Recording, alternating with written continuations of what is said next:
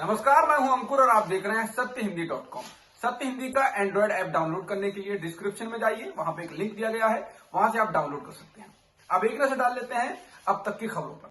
किसानों के तेज होते आंदोलन के बीच किसानों ने कहा कि अब सरकार से बातचीत शुरू होने से पहले 3 चीजें स्पष्ट हो जानी चाहिए। पहली शर्त यह है कि बातचीत पुराने प्रस्तावों पर नहीं हो सकती, क्योंकि इन्हें पहले ही खारिज किया जा चुका है। दूसरी शर्त यह है कि सरकार नया एजेंडा पेश करे और तीसरी शर्त के मुताबिक वार्ता कानून रद्द करने पर केंद्रित होनी चाहिए। कृषि कानूनों के विरोध में जारी किसान आंदोलन के बीच सोमवार को किसान नेताओं के बीच भी मतभेद देखने को मिले।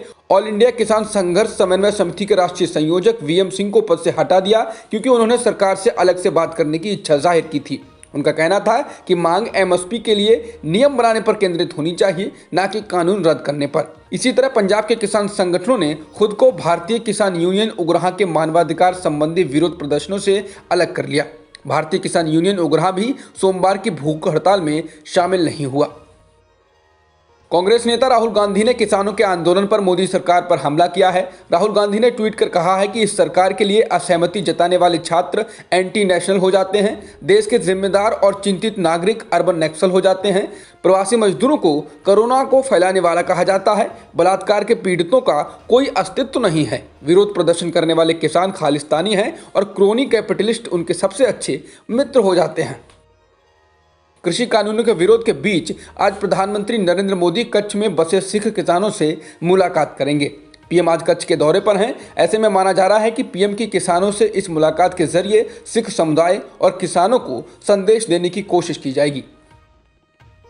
तेजी से बढ़ते किसान आंदोलन से निपटने के लिए सरकार आक्रामक रणनीति अपना सकती है। एनडीटीवी के अनुसार इसके तहत वो अलग अलग फ्रंट पर इस पूरे मामले से निपटने की कोशिश कर रही है। जैसे सरकार किसान संगठनों के मतभेद उजागर करने की कोशिश करेगी, किसान आंदोलन में घुसाए माओवादी और अलगाववादी ताकतों के बारे में प्रचार करेगी, आंदोलनकारी किसान संगठनों में फूट डालने की कोशिश की जा सकती है, किसानों से बातचीत की पेशकश भी करेगी, जिससे ये ना लगे कि सरकार अड़ी हुई है। इसके साथ ही बीजेपी देश भर में प्रेस कॉन्फ्रेंस, किसान रैली और चौपालों के माध्यम से इन कानूनों के फायदे गिनाएगी। राज्य सरकार जल्दी ही स्थानीय निकाय के चुनाव का ऐलान कर सकती है, ताकि किसान और प्रभावशाली नेताओं का ध्यान आंदोलन से भटके। हरियाणा सरकार तृतीय व चतुर्थ श्रेणी की नौकरियों के लिए भर्ती अभियान चलाने का ऐलान कर सकती है, ताकि आंदोलन में जुटे युवाओं को आंदोलन से दूर किया जा सके।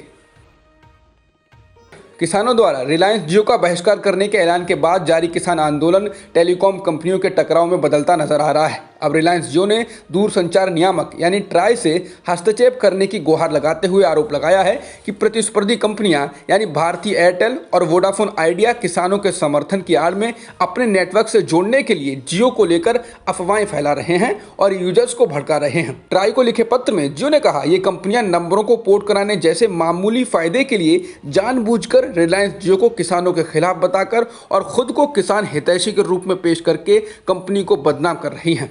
साथ ही सरकार के विरोध को जानबूझकर हवा भी दे रही हैं। भारत के 22 राज्यों और केंद्र शासित प्रदेशों में राष्ट्रीय परिवार स्वास्थ्य सर्वेक्षण यानी NFHS से हैरान परेशान करने वाले नतीजे मिले हैं। सर्वेक्षण के नतीजों के मुताबिक बिहार में लगभग 40% महिलाओं को अपने पति के हाथों शारीरिक और यौन हिंसा झेलनी पड़ी। NFHS ने अपने सर्वेक्षण में पाया कि महिलाओं के खिलाफ घरेलू हिंसा के मामलों में 5 राज्यों में सबसे बुरा हाल है। ये राज्य हैं बिहार, कर्नाटक, असम, मिजोरम और तेलंगाना। भारत में एक दिन में 22,000 से अधिक कोरोना संक्रमण के मामले दर्ज किए गए हैं और 354 लोगों की मौत भी हुई है, जिसके साथ ही देश में कुल संक्रमितों का आंकड़ा 99,06,000 के पार हो गया है और मृतकों की संख्या 1,43,000 से अधिक हो गई है। फिलहाल एक्टिव मामले 3,39,000 से ज्यादा हैं। अमेरिका में कोरोना वैक्सीन लगनी शुरू हो चुकी है। अमेरिका में सोमवार को कोविड-19 का पहला टीका लगाया गया। इससे पहले टीके के साथ ही देश अपने सबसे बड़े टीकाकरण अभियान के लिए तैयार है। इस पहले टीके के साथ ही देश अपने सबसे बड़े टीकाकरण अभियान के लिए तैयार है। पहला टीका न्यूयॉर्क के लॉन्ग आइलैंड की एक अस्पताल की नर्स सांद्रा लिंडसी को लगाया गया। आईसीसी महिला क्रिकेट विश्व कप के शेड्यूल का ऐलान हो चुका है। इस टूर्नामेंट में कुल 31 मैच होने वाले हैं। पहला मैच 4 मार्च 2022 को वेलिंगटन के बेसिन रिजर्व और इसका फाइनल 3 अप्रैल 2022 को न्यूजीलैंड के क्राइस्टचर्च के हेगली ओवल ग्राउंड पर खेला जाएगा। अब तक की खबरों में इतना ही। बाकी खबरों के लिए बने रहिए सत्यहिंदी.com के साथ। सत्य हिंदी का ऐप डाउनलोड करें गूगल प्ले स्टोर पर।